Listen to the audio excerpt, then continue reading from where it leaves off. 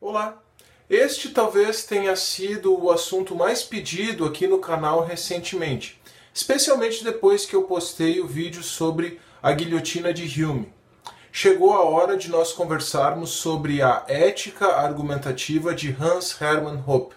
E este vídeo aqui então é especial para todos os amigos libertários aqui do Direito Sem Juridiquês. Talvez a melhor forma de nós começarmos esta nossa conversa aqui seja retomando o ponto onde eu parei no vídeo anterior, no vídeo sobre a guilhotina de Hume.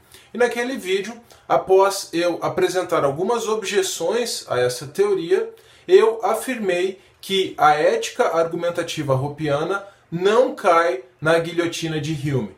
E como nós vimos naquele vídeo, a guilhotina de Hume nos diz que não seria possível derivar o dever ser a partir do ser. De forma bem resumida, o que o Hoppe faz é nos dizer o seguinte: tudo bem, eu não vou derivar o dever ser do ser.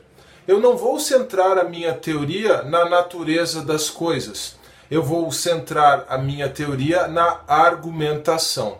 Por isso, ética argumentativa.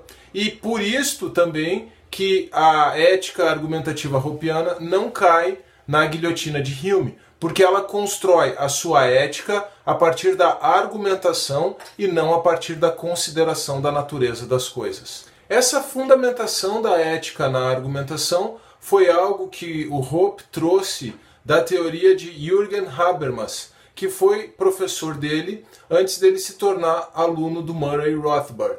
Então, o que o Hoppe fez foi estabelecer um diálogo entre o libertarianismo e a teoria da ação comunicativa de Habermas, e assim surgiu então a ética argumentativa hoppiana. E aqui vale uma pequena observação. O próprio Rothbard reconheceu que quando o Hoppe fundamentou a ética libertária na argumentação, ele transcendeu os problemas que o justnaturalismo, que uma teoria ética baseada exclusivamente na natureza das coisas poderia acarretar. Então o próprio Rothbard afirmou que a ética argumentativa hoppiana é uma grande evolução dentro da teoria do libertarianismo. Mas vamos ao que interessa então. Para entender a ética argumentativa hoppiana, você precisa primeiro entender algumas ideias básicas. E a primeira delas é a noção de escassez. Os bens são escassos. Se os bens não fossem escassos, se houvesse abundância de bens para todos, não teríamos que nos preocupar com aquilo que é certo e com aquilo que é errado. Na verdade, a escassez é uma ideia básica, tanto para a escola austríaca de economia, quanto para o austro-libertarianismo. E a segunda ideia básica, então, para você entender como que você pode se comportar em sociedade a partir da noção de escassez, é a noção de discurso. Melhor seria dizer, a noção de argumentação. Ou melhor ainda, a noção de fundamentação ética da ação a partir da argumentação. Quer dizer, nós vamos compreender se uma ação é certa ou errada a partir da argumentação. Agora, eu posso correr o risco de ser um pouquinho repetitivo, mas é fundamental que essas ideias sejam bem compreendidas nesse momento. A escassez dos bens é uma realidade, e ela é uma realidade que está na base da própria ideia de economia, do direito, da ética. Construir o direito, a economia, a ética, essas teorias, sem considerar a ideia de escassez, é negar a realidade. E realmente, o que o nosso direito faz hoje, ao transformar determinados produtos e serviços em direitos, é negar a ideia de escassez e negar a própria realidade. Mas eu não vou tratar sobre isso aqui. A forma como nós vamos agir a partir da escassez pressupõe uma interação racional. E essa interação racional, para ser legítima, pressupõe a argumentação. Então a argumentação, a partir da teoria do Habermas, que foi incorporada pelo Hoppe, é a forma de justificar racionalmente determinadas ações. É a forma de legitimar racionalmente, eticamente, determinadas ações. ou seja, é a argumentação que confere legitimidade ética para a ação. A partir dessas ideias básicas de escassez e da necessidade de argumentação, o que é que o Hope faz? Qual é o passo seguinte que ele dá? O primeiro passo que ele dá, então, é demonstrar que, para argumentar, é necessário reconhecer, em primeiro lugar, o direito à propriedade de si mesmo, o direito à propriedade do próprio corpo, aquilo que nós podemos chamar de autopropriedade.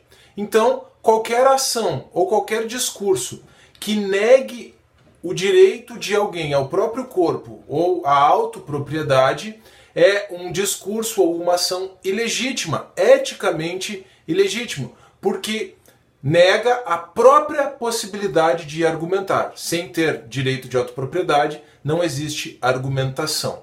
E essa negativa dos próprios pressupostos do discurso, dos próprios pressupostos de argumentação ou da argumentação, é o que se chama, na teoria do Habermas, de contradição performativa. Então, negar a alguém o direito ao próprio corpo, o direito de autopropriedade, é cair em contradição performativa. É negar a própria possibilidade de argumentação e, portanto, essa negativa carece de fundamentação ética. Essa negativa não é legítima do ponto de vista ético. Adicionalmente, quer dizer, num segundo passo, o Hope demonstra também que o direito à autopropriedade pressupõe o direito de o homem se apropriar de recursos da natureza, de bens escassos disponíveis na natureza, por meio da mistura do seu trabalho com a natureza,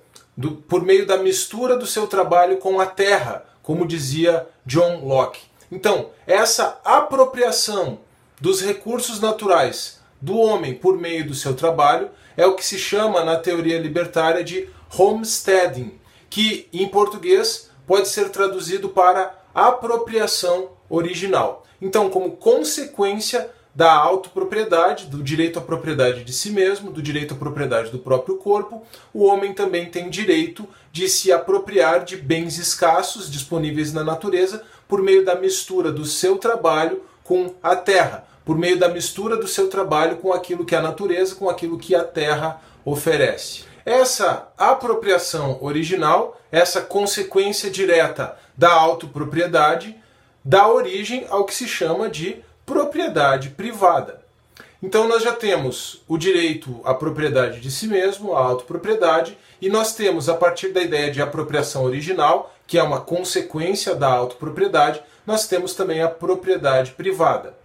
Ainda como consequência da autopropriedade, do direito à propriedade de si mesmo, e agora como uma consequência adicional também do direito à propriedade privada, nós temos o direito à realização de trocas voluntárias, contratos livres. Essas três coisas, então, elas existem de forma desencadeada, né? Elas existem numa reação em cadeia a partir da ideia de direito à autopropriedade. Então, a ideia básica de contradição performativa já ficou clara, eu espero, a partir da negação da autopropriedade.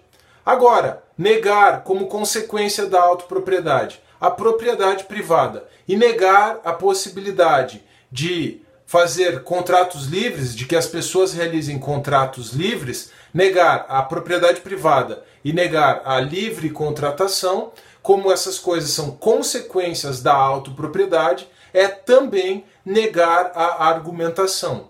E, portanto, negar qualquer uma dessas três coisas, autopropriedade, propriedade privada e contratos livres, é negar a própria argumentação, é cair em contradição performativa. Negar a propriedade privada, a autopropriedade e a contratação livre é algo eticamente injustificável. Agora, talvez seja interessante, para encerrar esse vídeo aqui, fazer uma breve comparação entre a teoria do Hope e a própria teoria do Rothbard. Lembrando que o Rothbard reconheceu que a ética argumentativa hopiana seria uma evolução dentro do libertarianismo. O próprio Rothbard trabalhava com essas ideias de escassez. A partir da ideia de escassez, ele demonstrava o conceito de autopropriedade, o direito à propriedade de si mesmo, e a partir do conceito de escassez e de autopropriedade, a partir da mistura do trabalho do homem com a terra, a partir dessa ideia lockeana, né, da mistura do trabalho do homem com a terra, ele também demonstrava o direito à propriedade privada e o direito à contratação livre. A diferença é que o Rothbard chega a essas ideias por exclusão, quer dizer, ele demonstra num ambiente ideal, ele até usa o exemplo do Robinson Crusoe, ele usa a ideia de exclusão, ele vai excluindo as demais ideias para chegar, para construir a sua ética libertária, o seu justnaturalismo libertário, considerando a natureza das coisas. O Hoppe pega todas essas ideias, ele se apropria dessas ideias, mas ele leva essas ideias para a teoria da argumentação, ou para o âmbito da argumentação. E a partir da teoria da argumentação, ele demonstra que a negação à propriedade privada, à propriedade de si mesmo, em primeiro lugar, né, mas também a propriedade privada e a livre contratação são eticamente ilegítimas, são injustificáveis do ponto de vista ético, porque negam a própria argumentação, e para que você tenha uma interação racional livre, você precisa ter argumentação. Se você quiser se aprofundar um pouquinho mais nesse estudo, aqui na descrição eu vou deixar o link para o livro Uma Teoria do Socialismo e do Capitalismo, de Hoppe, e você pode ler no prefácio, as páginas 9 a 11, e você pode ler também o capítulo 7, a partir da página 123. Aqui na descrição também eu vou deixar o link para artigos em português e em inglês, caso você leia em inglês e queira também se aprofundar um pouquinho mais no estudo desse assunto tão relevante. Se você aguentou até aqui, não se esqueça, por favor, de deixar o seu like no vídeo, de se inscrever no canal, de compartilhar esse vídeo e de deixar o seu comentário. Um forte abraço e até a próxima.